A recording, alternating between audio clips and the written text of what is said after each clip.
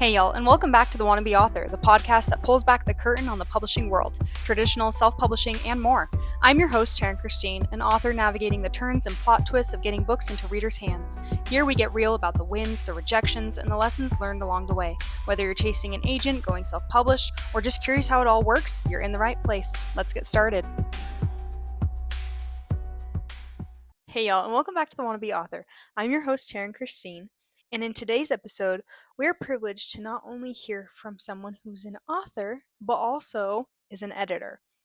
This episode was truly fantastic. We got to talk about this guest's debut novel called You Belong Here.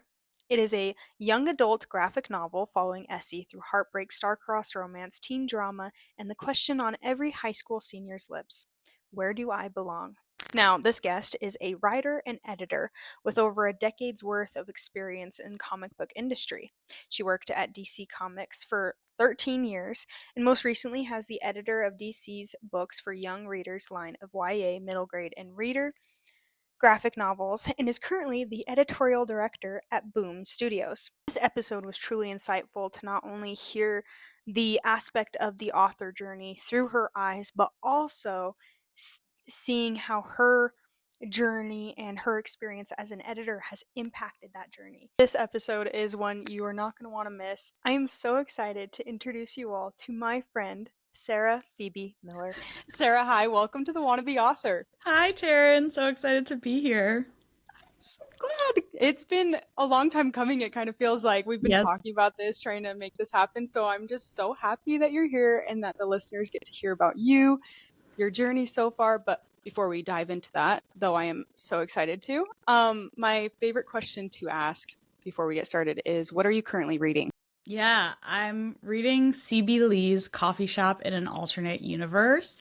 It's a YA cozy fantasy that came out a couple of months ago, earlier this summer, I think, and it is so good. It's so warm and cozy and romantic, and there's sprayed purple edges on the soft cover, so that's just an added bonus. But C.B. Lee is an awesome writer. She's known for her Sidekick series was the first thing she published, and it's cool to see where she's gone with her writing. But Coffeeshop in an Alternate Universe is very delightful, perfect for fall, highly recommend it. I'm also not the biggest fantasy reader, actually, but I love the way C.B. Lee builds the world in this particular book. It's really clever, and because it sort of blends the contemporary world with a fantastical world, and the way that works is actually very believable. She did a really good job creating the rules of the world. It's fantastic. I highly recommend. Love. No, you've sold me. It's going right on my TBR. Good. I'm excited. It's perfect timing too. Okay, yay. That's so fun. All right, Sara, I'm super excited to hear not just about your journey, but about you, your book. This is super fun because we've had authors on the podcast, but you are an editor, have been for a few years, and you have quite an extensive experience, not just in the author world, but literary world in general. So I'm excited to get your point of view on everything and to hear how your debut experience has gone so far. But I'd love to start at the beginning. When it comes to your story, or even just breaking into the literary world, what had you sitting down? Tell us about your origin story and what brought you to writing your book. Well, as you said, I've been an editor of comics and graphic novels specifically for 13, 14 years now. I was originally at DC Comics for the majority of those years. I started as an assistant editor in Vertigo, which is the non-superhero line of comics, genre-based fantasy, sci-fi, horror, stuff like that. And then from there, I went into the talent development. I was running the talent development program, which was when we created professional development artists and writers workshops for aspiring talent, as well as we did a bunch of masterclass for existing talent at conventions across the country. That was really where my sense of craft for comics specifically grew exponentially because I was creating this environment for these artists and writers workshops, and they were taught by industry legends, and I got to sit through 3 years of that. So I learned so much about just the craft in general, which was hugely influential on me for my editorial career and for my writing career. So that was really amazing, and I feel so lucky to have been a part of that. But from there, I became an editor in DC's Books for Young Readers group. Um, so so I edited YA and middle grade graphic novels for with DC characters, so things like a teen Lois Lane and like teen Superman, and that was really where my heart and soul was. And I, for a long time, I thought I'd have to leave DC to pursue editing YA and kids graphic novels, but around the time I was also getting my MFA, which was in 2016. I guess in 2016, I started feeling like, man, I really miss a good syllabus when you're taking a class, and I was taking writing workshops here and there. So I'm from New York originally, and I moved to LA in 2015, and I started taking classes through this program that's unfortunately no longer active, but it was called Writing Workshops LA.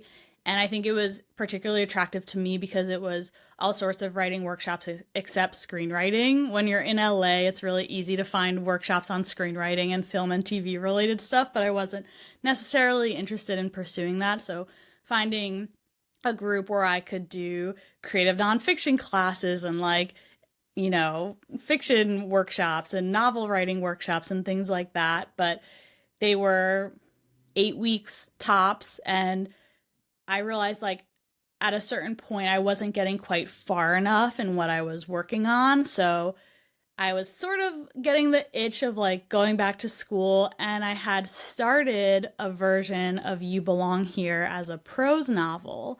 So I was writing it as a YA prose novel first.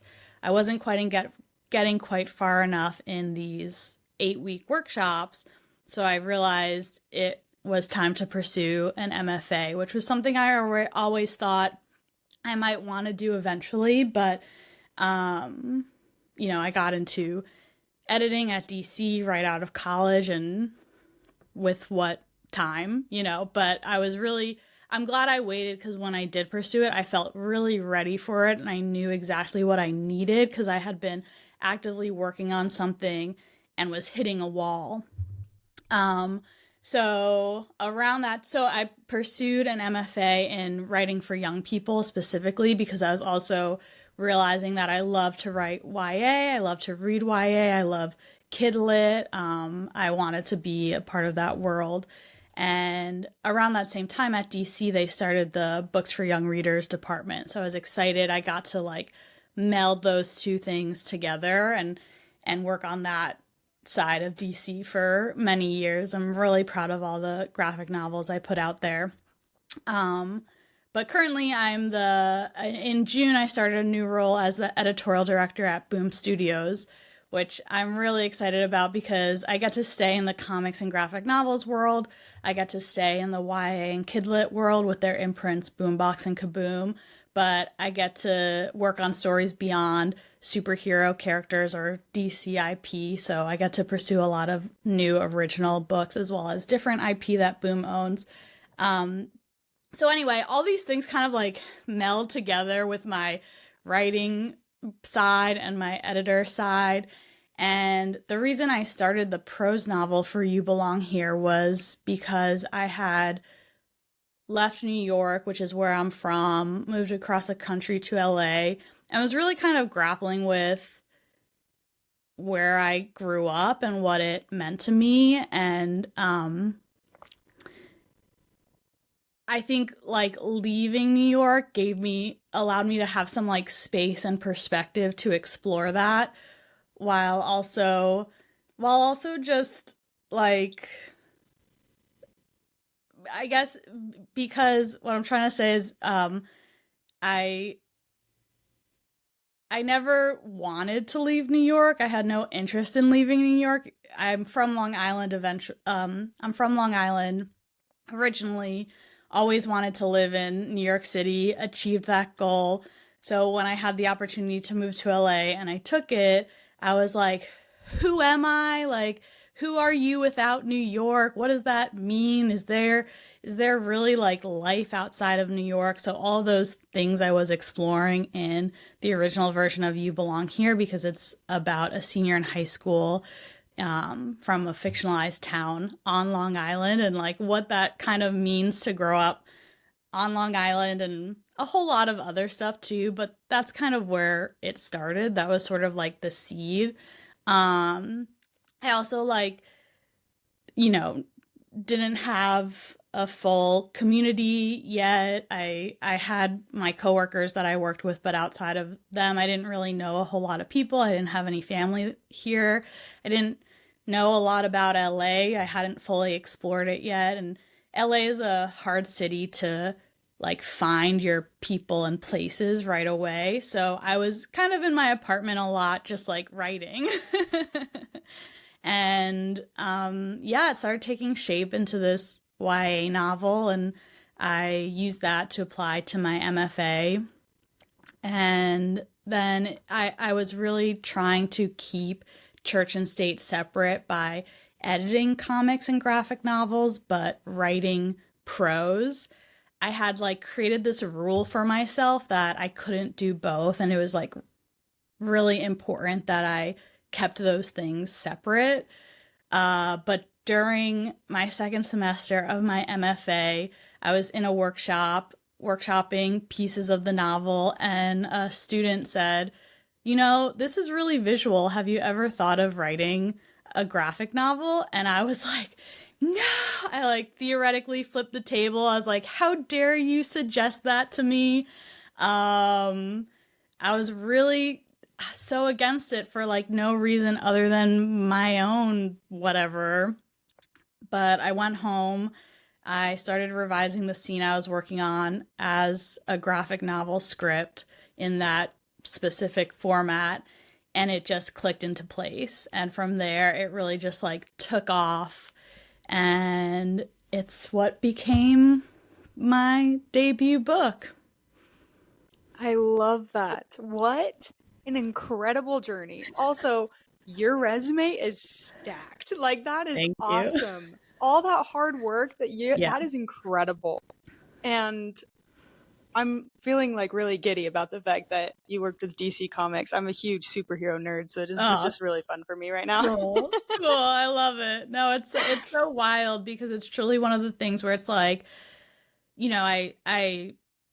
I was telling you before this that I was the editor in chief of my high school's literary magazine.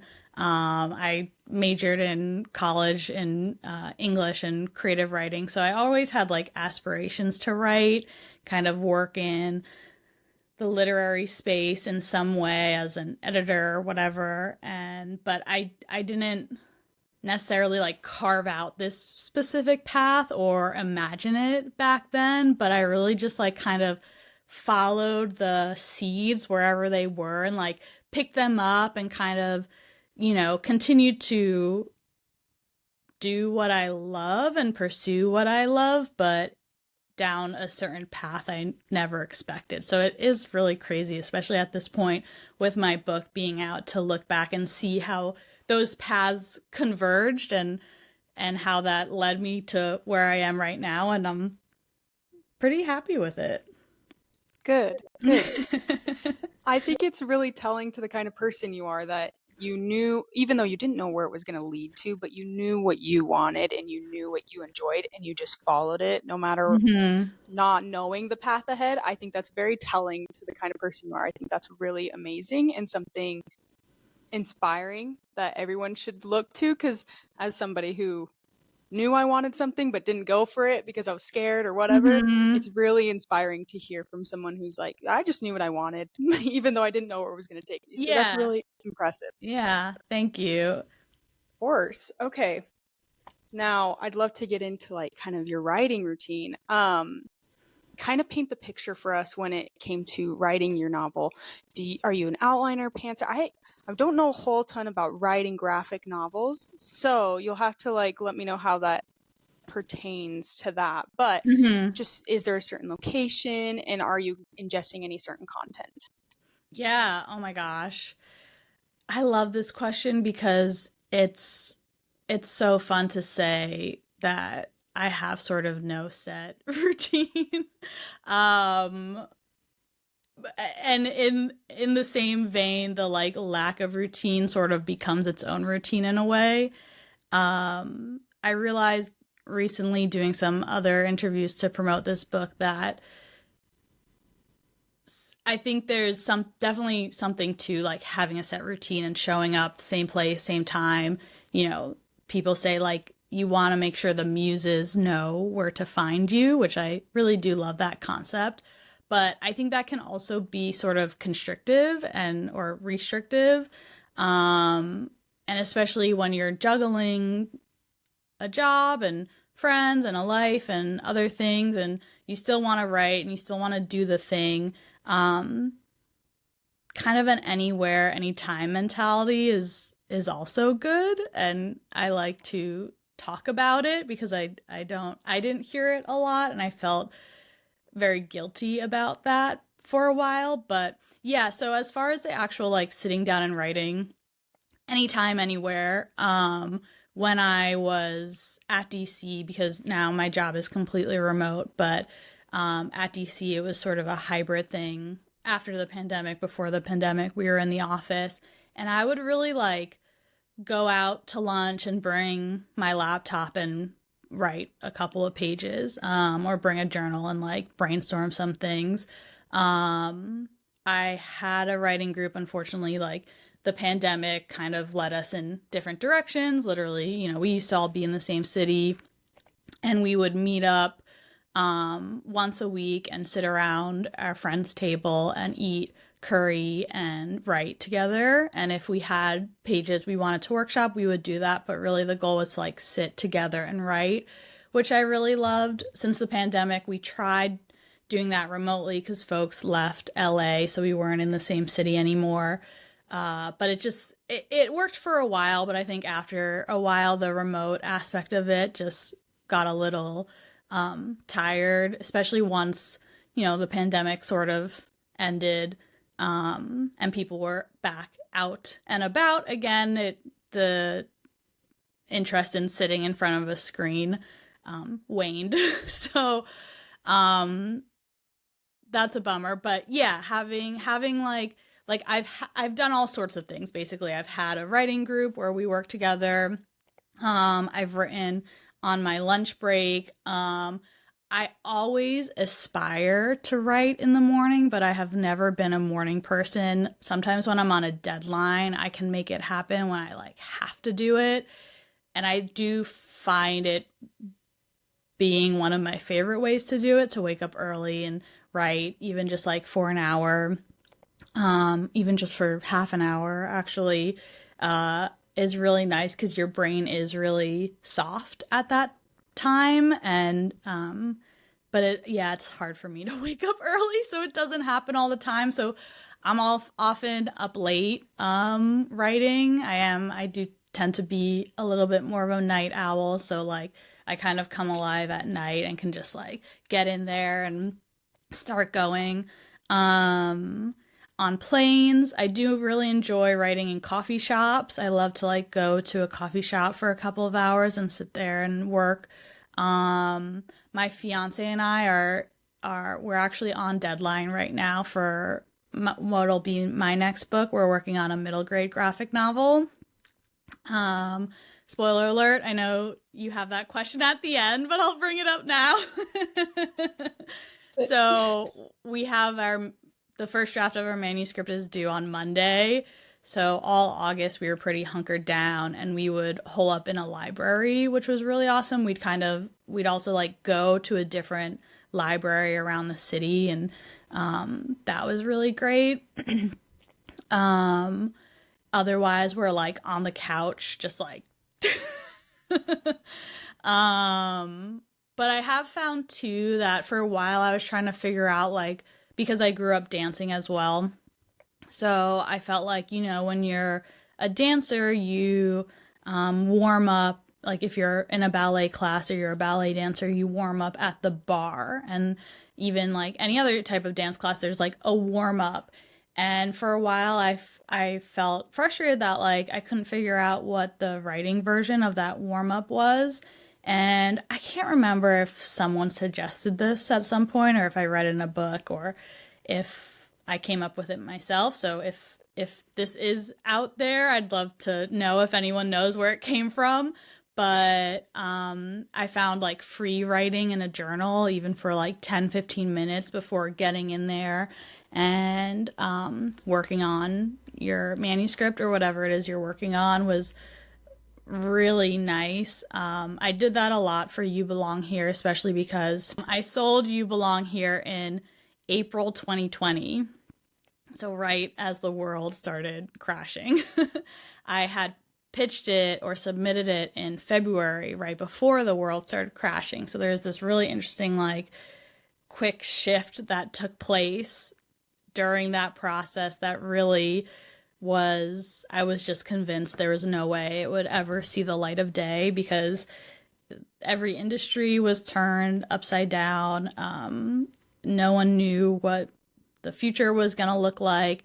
So for a while, I didn't even tell anyone. I didn't even celebrate it because I just like wasn't convinced it was going to happen because of the state of the world. So I was basically finishing the manuscript throughout the rest of 2020, and I lived alone at that time. I was in my apartment with my cat in LA, just like working from home and then working on my manuscript, maybe getting out for a walk or something.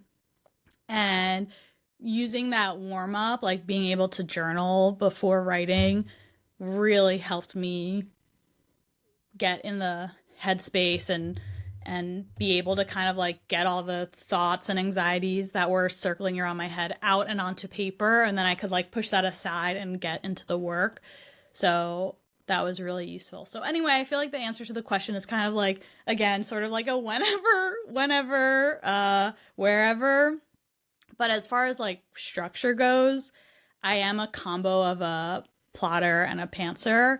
I find that I like to start the writing process by working on the script. So when you're writing a comic or graphic novel, you use a script format it's not quite like a screenplay, but it's sort of like the cousin to a screenplay if you're familiar with that, because screenplays of course have a very like set format. Comics, there are certain things you need in a script, but there's no strict format. You can kind of shape it the way that feels best for you. So I have my own version of what that looks like for me and how I like to do it. There are formats on programs like Scrivener or what's the screenwriting one? Final Draft. But I don't like those as much because I kind of can't like manipulate it to my own.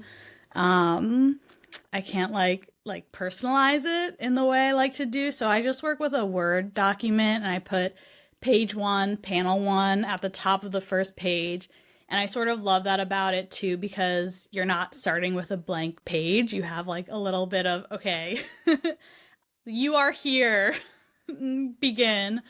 But I sort of just like free write in that format. I don't try to structure it too much, but I kind of just let it like flow out of me and see what happens, and kind of like try to get a feel for the characters and the world on the page. And then I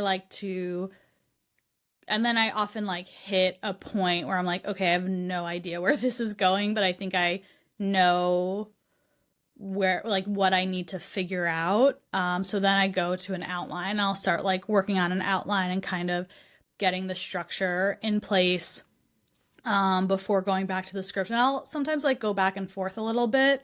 For graphic novels in particular, you do have to consider the page real estate and the like page count, because you're usually given a, I mean, it's kind of similar to prose writing where you have a word count that you likely need to hit around. So for a graphic novel, you're thinking about the page count. And so because of that, I also really like to use, there's this screenwriting book called Save the Cat by Blake Snyder.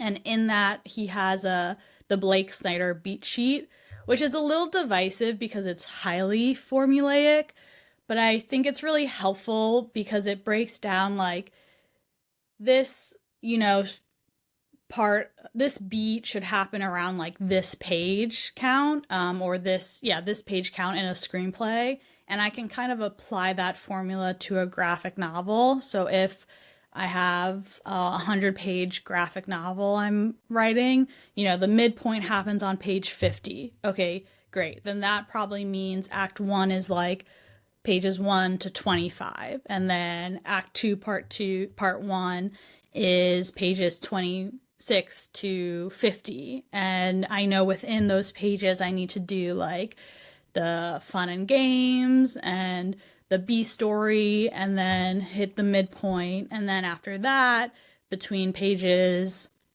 51 to 80, let's say, because act 3 can sometimes be shorter than act 1, and act 2 is usually double act 1.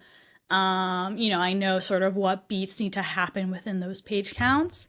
And that's also helpful too, because when you're writing a graphic novel script, you are, like I said, you're writing page 1 on the script, and you go from there. So you're really thinking about the pagination and like the physicality of the book in a lot of ways, and like I said, the page real estate as well. So using that beat sheet structure, and I'm not so like beholden to it. I'll let things shift a little bit. If it doesn't happen right on page 50, I don't like pull my hair out over that. But it just helps me shape the story and make sure it fits within that designated page count in some way. So then when I go back to the script, I can like check myself as I go. Love. I learned a lot regarding graphic novels right there. That was very interesting. There's so much structure to it, I feel like. Yeah. And maybe it's just because I don't know, like I've never written one, but just hearing it, I'm like, wow, like it takes a lot to build it. But I love how you said you're like discovery writer up until you're like, I got an idea, I'm gonna outline it. I feel like we're very similar in that way. That's Really? how I go about it. So I loved that. Okay. Very interesting. I could listen to you talk about that all day. I feel like that went down a lot of different topics that were like bloop bloop bloop bloop bloop. So, but yeah, I also, as you can see, I think I love talking about the craft of graphic novels, because it's similar to a lot of other writing, but it's very different as well, and it's fun. I think the differences are really fun. They're sort of, you kind of like have to get creative because it can be sort of, I used this word earlier, but like also kind of restrictive in some way. But I think working within the confines of something like that can like lead to creativity you wouldn't discover otherwise. So that can be very exciting as you're like working in it. You kind of stumble across those moments, and it's very satisfying when it works. Yeah, no, and it sounds like you do really well at like, even those structures can be like considered restricting. You do really well at like making them not restricting and creating. So love that. Yeah, I definitely use it as a template and like a safety net almost, and that's the way I view it, rather than like it has to be exact. So that's helpful for sure. Yeah. Oh, I bet. Okay. Now we're going to get a little bit more into your publishing. I love how you touched on it and talked a little bit about like the realities of what it was having sold a book in 2020. That is very interesting. And so I'm excited to hear you tell the listeners about your journey to publication and what was the most surprising aspect of the journey for you. Okay, so I, like I said, I started writing this as a prose novel. Uh, while getting my MFA, I switched to writing it as a graphic novel because of my experience in the industry. I, of course, know a lot of other editors and people who work in the industry. So I've always been a huge fan of the imprint First Second, which is Macmillan's graphic novel imprint. They've been doing, they were basically doing YA and kids graphic novels before it exploded, and the quality of their books is just so beautiful. I kind of love everything they put out. So because of that, I would, whenever I was at a convention or some sort of comics event, I would seek out the First Second panel or like the First Second people, and the editors in particular, this one Callista Brill, who's now the editorial director at First Second, but I would just like seek her out and introduce myself and tell her how much I love the stuff we're working on. And we sort of became friends through that process and stayed in touch. And she was in New York at the time that I was, so that kind of made it easy. But once I moved to LA, I would, when I was back in New York for New York Comic Con or anything like that, I would try to have lunch with her and again, just like stay connected. And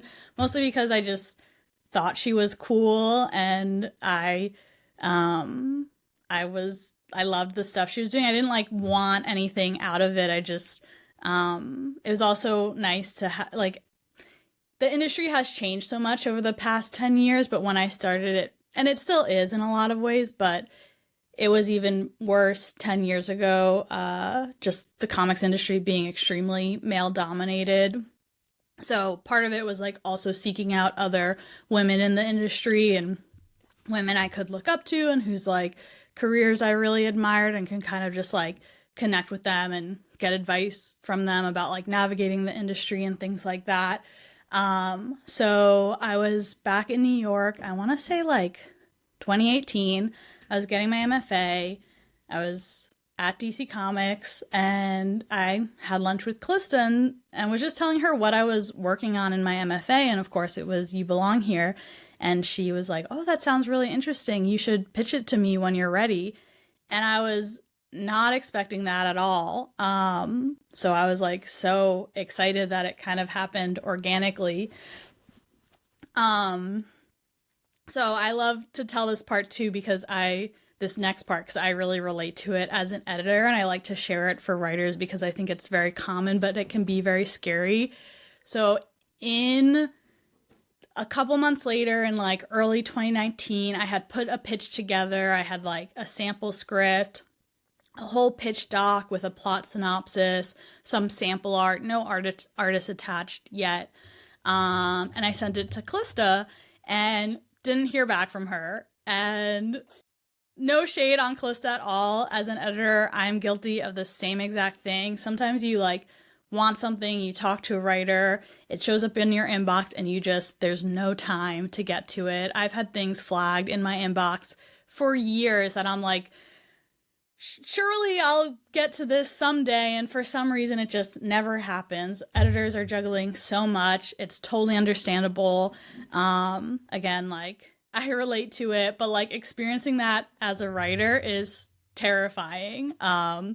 So having both experiences, I think, makes me want to be a much better editor in that way, but you know, you're busy and it's can be really difficult. So I actually got advice from an agent friend to attach an artist to it. And the whole time I was writing it, I had Morgan Beam's art in my head, which is another helpful thing to do when you're writing a comic or graphic novel, even if you don't have an artist attached, even if your like dream artist isn't available or won't be who you ultimately work with, having some artist or art style in mind so you can imagine it as you're writing is so helpful. So I had met Morgan at Heroes Con in Charlotte, North Carolina back in, I don't know, 2015 maybe, 2016. Loved her art and she was just someone from that point I like wanted to work with someday, but never did, never had it up until that point. So I had even told her at a different convention I saw her at, like, I'm writing this book and I'm like picturing your art as I do it. But for some reason I didn't think to like officially ask her to like attach her to the book. I think because working at DC, it's not as common since you're like for a writer to attach an artist because you're working with IP and the editorial team is so much more involved because they sort of, they're the keepers of that IP and may have like a clear direction they want for it. So I was just hesitant to attach an artist at first, even though I had someone in mind. So an agent friend said, why don't you attach an artist to it? And I was kind of like, oh, I don't know. Like, what if the publisher doesn't like the artist I have in mind? He's like, Sarah, you know what good art looks like. Like you work in this field, I don't think you should worry about that. And I was like, okay, you're right. So I went to Morgan, asked her if she'd officially be attached to the project. She said yes, which was so awesome. She did a couple pages of sample art, character designs. I combined that with my pitch document, resent it to Callista again in like, it was like February 2020, I think. The very next day, she responded and said how much she loved it and wanted to bring it to acquisitions. So it, was a very quick process from there as far as getting an offer in April. But again, then like the world was ending. So that was an issue. But so yeah, some things were delayed because of that. Art takes a long time to draw. Those graphic novels take a long time to do because the art is just so physically intensive. Even the fastest artist, it's you can only draw so many pages a day, opposed to, I don't know, I feel like when you're writing you can like bang out a whole lot of words, but it's not the same to actually like sit down and draw them. So but yeah, I feel really, I think it came out at the perfect time, as far as like March. It came out in March 2025, a couple months ago, if we didn't actually, almost exactly 6 months ago.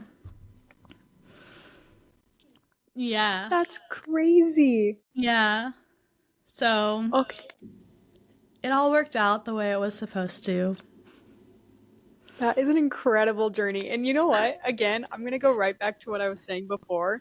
How you just keep going. You know what you want, and you're like, all right, I'm just going to keep working towards this. I love it. Truly, you are impressive. Okay, Thanks. of course. What's something you've learned as an editor that completely changed the way you approach your own writing? Which I do understand now. You were an editor before you got into the book stuff. So is there anything about being an editor that, I don't know, maybe alters your idea of, I don't know. I'm trying to adjust this question to better suit you. You probably have an idea for an answer, so I'll just. That's okay. No, I appreciate those efforts. I think I know what you're trying to say. Thank you.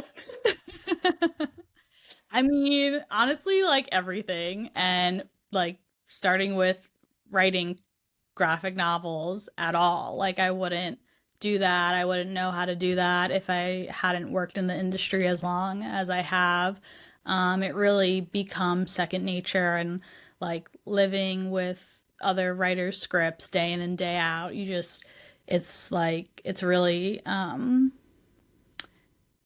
it was so cool, that feeling of like when I did make the switch from writing it as a prose novel to a graphic novel, and like I said, it really just clicked into place.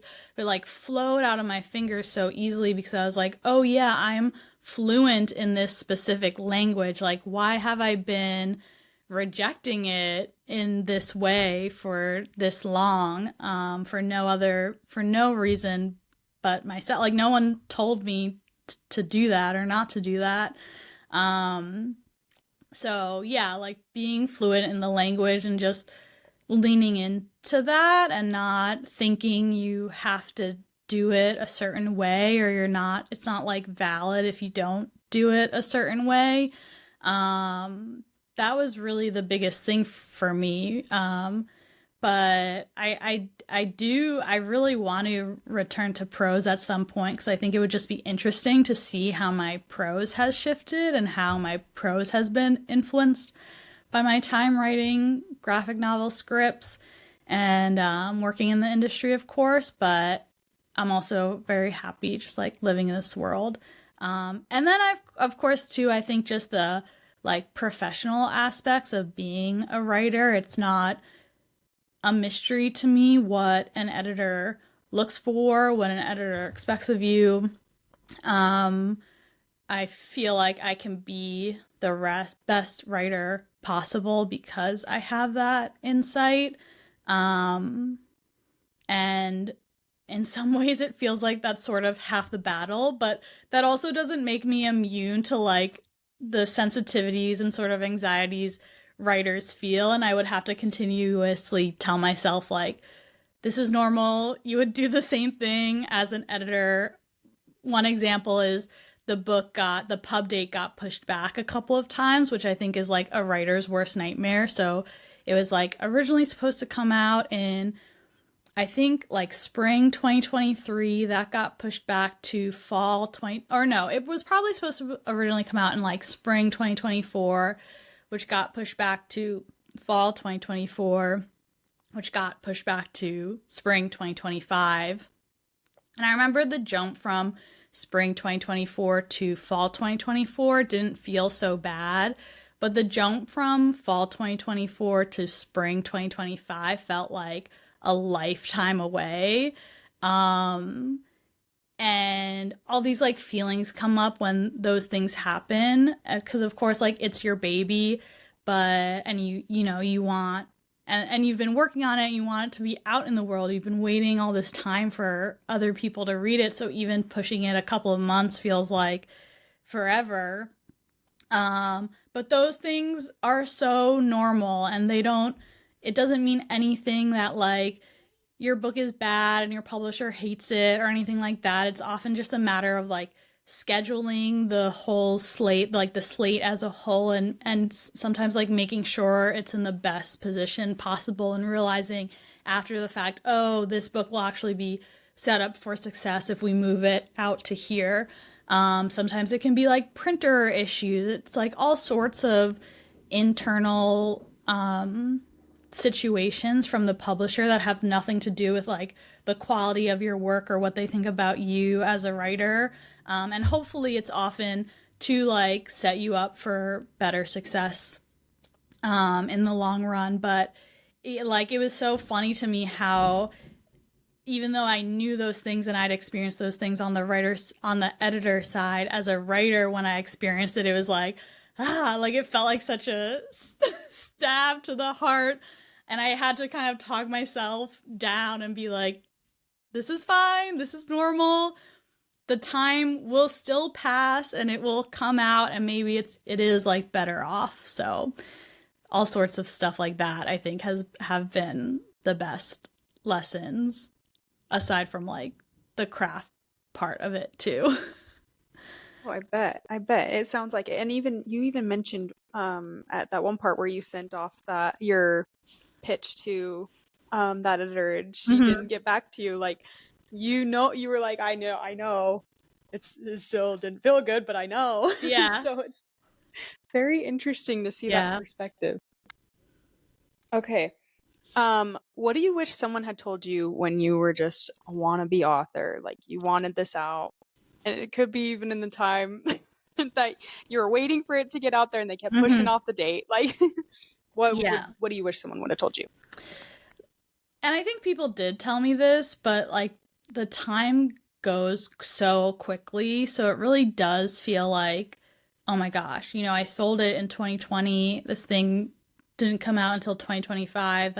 Like, when will we, like, it's impossible the perspective is like impossible to wrap your head around when you're in that moment. But like the time passes quickly and it passes anyway. So like, to kind of use that time instead of stressing over that to like set yourself up for success and like take that time to I don't know, like build your platform, like uh create a network of, other author friends, press people, bookstores. I had a friend who was anxiously awaiting for her debut to come out this year, and she was kind of like, I don't know what to do with myself. I feel like I'm just sitting here going a little bit crazy as I wait.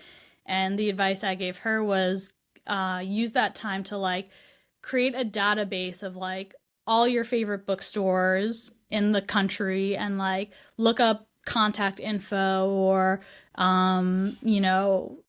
addresses or whatever, and prepare some materials or something so you can like share the book with those stores when it comes out. So like use that time when you're like feeling jittery, like use that energy towards a productive output in that way. And those things, I think, like there's so much I learned publishing my first book, and you can never go back and think like, oh, I wish I had done things differently, because you don't know what you don't know.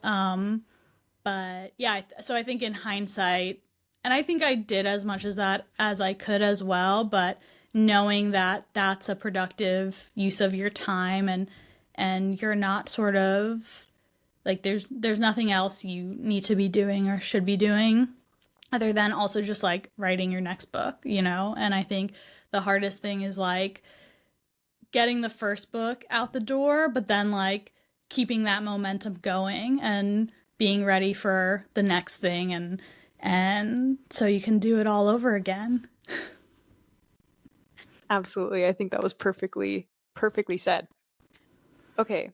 Now, have you ever thought about giving up? And if so, what kept you going? Oh my gosh, yeah, I like always like want to be like, why can't I just like end the workday and like watch reality TV, and just like be happy doing that. And there are times, you fall into those patterns, which is perfectly fine. But for me, it was turned out to be that I just couldn't not. And I always felt better when I was writing something. So there would be patches of time where I wasn't writing, I wasn't journaling even, and I just felt worse.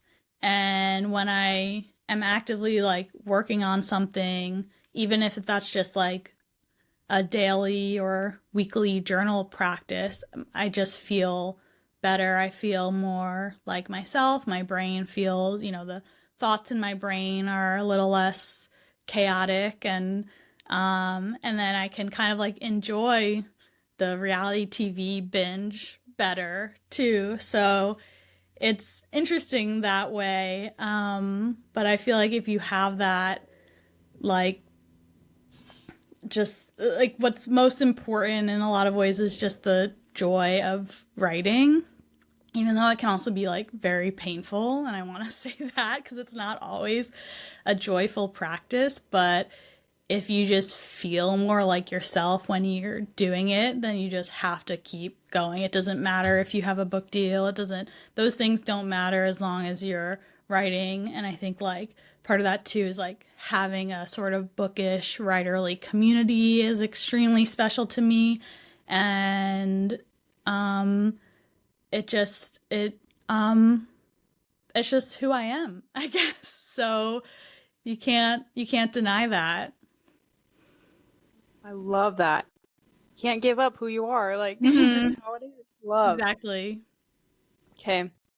Now, this question, I came up with it for this season because I've been really wanting to focus on connection, conversation, networking. And so, what is one conversation or exchange in your life or even during the journey to publication that has stuck with you? And it could be advice, kind words, harsh criticism, just a little bit of a conversation.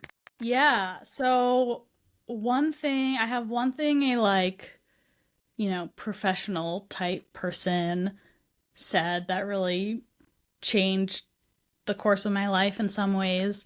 And then another one a friend said to me. So I think I'll start with what my friend said, which is when I was doing my MFA, and the backstory, of course, I have to share is my grandfather was a Holocaust survivor.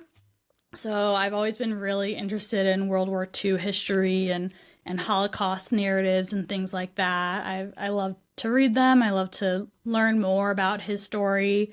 And my grandmother, who he married, was a German girl, so not Jewish, but her town and her life was affected in its own way by World War II. So that's something I really am passionate about learning and exploring. And I'm always like writing something about that on the side, nothing that's fully more like academic type papers. And then I have an idea for a fictional story that is just like in the back of my head, kind of gestating as I like do this other stuff. So one day we'll see what happens with that. But I was doing an academic paper during my MFA on German women writers during World War II, and I was like reading all these academic books on like Hitler's Germany and like all this really heavy stuff that I am again like passionate about, but still is hard to live in. And I felt so like I have to write something with like this amount of weight. And I was talking to a friend who's also a writer about it, and she just said to me like, you can just write something because it's fun. And I was like, what? And I did take that advice, and in that semester I was doing a semester in screenwriting. I have a dual concentration in writing for young people and screenwriting because I can't not do the most at all times apparently. And I think I was gonna try like some sort of World War II Holocaust screenplay because I was like had all this research I was also working on, but I was so like depressed because of it. And I started writing. I was like, oh, let me like try something fun.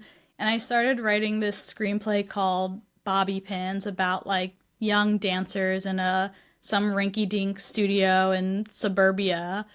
And this like cloud lifted, and I felt better, and I'm really proud of that particular story, and I would have never pursued it without that mindset to like, why don't you just write something fun? And that's something I definitely want to like pick up that story again at some point and see it through to the end, because I feel a lot of affection towards it.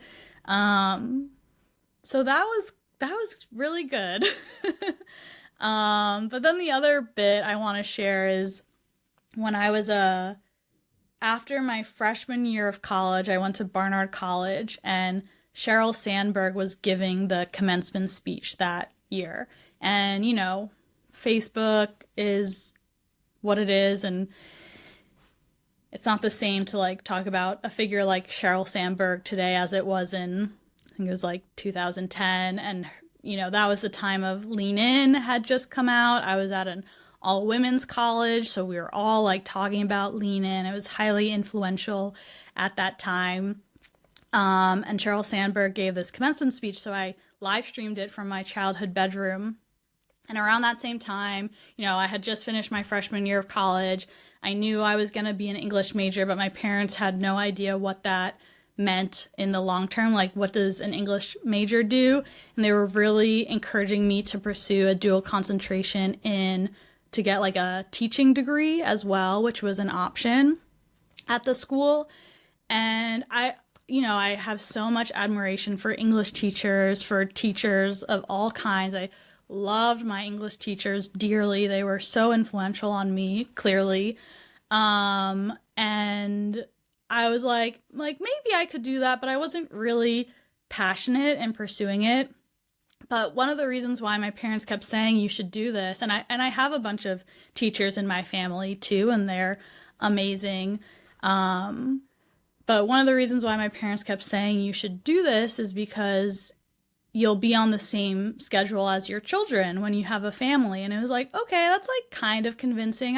I want a family one day. It would be nice to have summers off and for my hours to like be similar as my children. Like that kind of makes sense.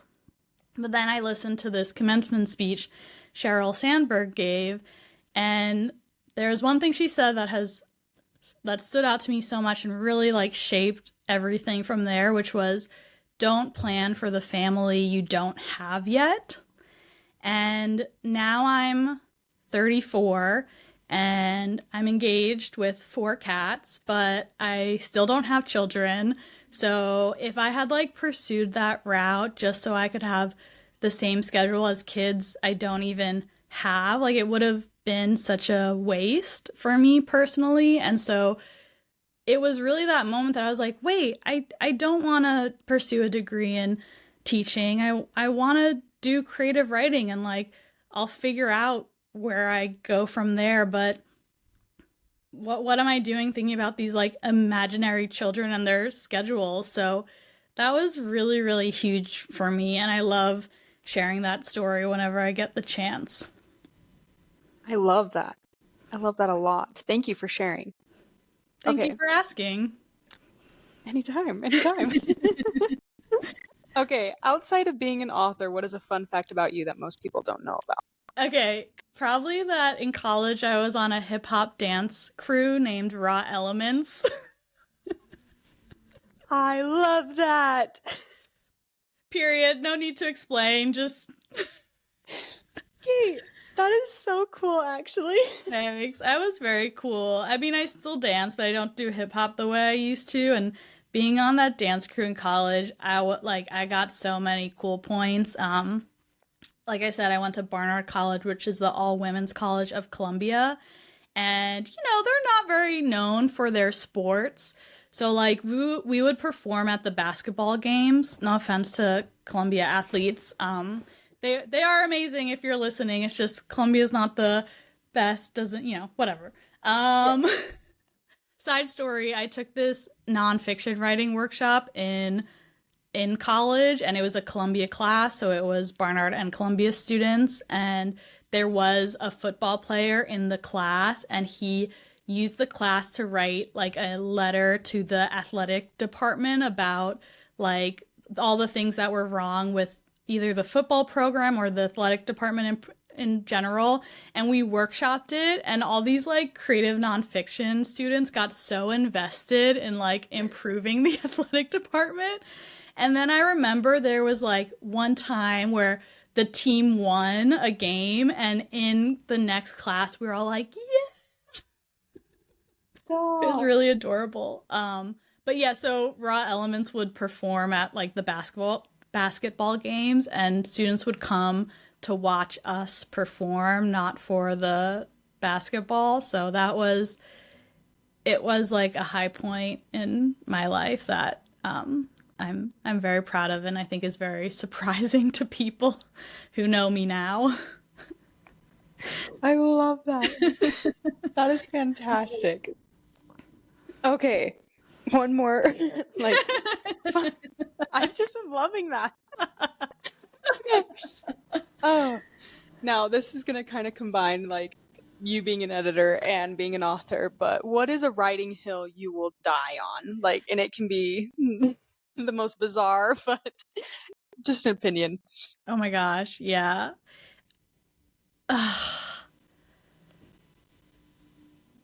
I feel like this is the kind of question that I'm gonna keep thinking about throughout my day, and things are gonna like pop up as I go. I'm like, oh, I wish I talked about this. But like the thing that comes up first is really just like write what you know. And that's because I struggled with that as well. I don't know why it feels like cheating somehow. But then you like I watched the Billy Joel documentary on HBO Max that came out this summer. It's so good, by the way. Also, like as a Long Island kid, it's very Long Island. Billy Joel is from Long Island, of course. He's a very New York guy, so I loved that about it. But it like tracked how all of his songs were like there's like a direct correlation to things happening in his life. Like when he wrote Say Goodbye to Hollywood, he was literally like leaving LA. When he wrote New York State of Mind, it was because he had moved back to New York. You know, it was so simple, which really struck me because those songs are so relatable and like everyone can enjoy them and like get something out of them. But when it's like put up against his actual life story, it's so literal. And that was like really surprising to me because of how relatable I think his songs are. But it's also like, wow, yeah, like Billy Joel just freaking wrote exactly what he was experiencing, and like his songs have reached, you know, people around the world obviously and are beloved, and just kind of, you know, he's an icon. So I don't You Belong Here is very much based on my life growing up on Long Island. It is fictionalized for like story and like drama and conflict and those sort of things, and I wanted to fictionalize it. I didn't want it to be a memoir or a graphic memoir or nonfiction or anything like that. It's not that kind of story, but it is still so like based in my life, where I shared it with friends and they were like, wow, you captured this moment so beautifully, which obviously meant so much to me. But I was like embarrassed about that for a while, and I felt like I had cheated somehow, or it wasn't, it like didn't matter as much as people who don't do that, if that even exists. Um, so I'm trying to be, I'm trying to be accepting of that, you know, and be proud of that, and it's so cool to see, you know, something like Billy Joel, when you discover that like he did that. I feel like often all of like your favorite things in those way in like that vein end up being like, oh my gosh, this person just like depicted their life, and that's awesome, and it matters. Yes. Yes, it does. I love that. No, I think that was beautifully put. I love that. Okay, I've already taken up so much of your time, but just to end off, and I know you kind of answered it, like regarding Mm-hmm. upcoming things for future projects. You have your second book. But do you have anything coming up events wise you would want the listeners to know about? Anything like that? Yeah, I'll be in Cleveland and Columbus later this month. I'm doing a couple events in Cleveland, and I'll be tabling at Cartoon Crossroads Columbus, in Columbus, Ohio. All the events are listed on my website or on my Instagram. My Instagram is at Sara Phoebe, SaraPhoebe.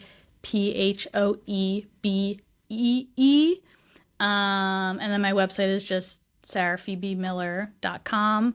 And then I'll also be at New York Comic Con. Morgan and I will be there together for the first time since the book came out. She lives in Denver, so we haven't been able to do any events together yet, but we'll be signing at the first second booth together, which I'm really excited about. And I'll probably be, nothing completely confirmed yet, but setting up some events in the hometown on Long Island, which I can't wait. And yeah, it'll be fun. Sarah, this has been so fantastic, and you are a busy, busy, busy gal.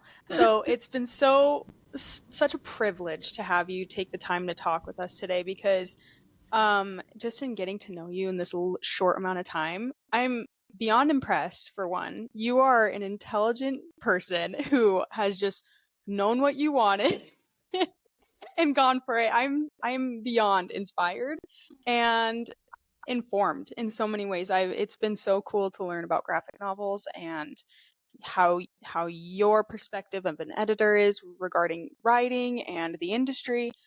I am very, very, very impressed. So thank you so much Thank for coming you. in and becoming my new celebrity crush. It's fine. My gosh, I'm so flattered. Thank you.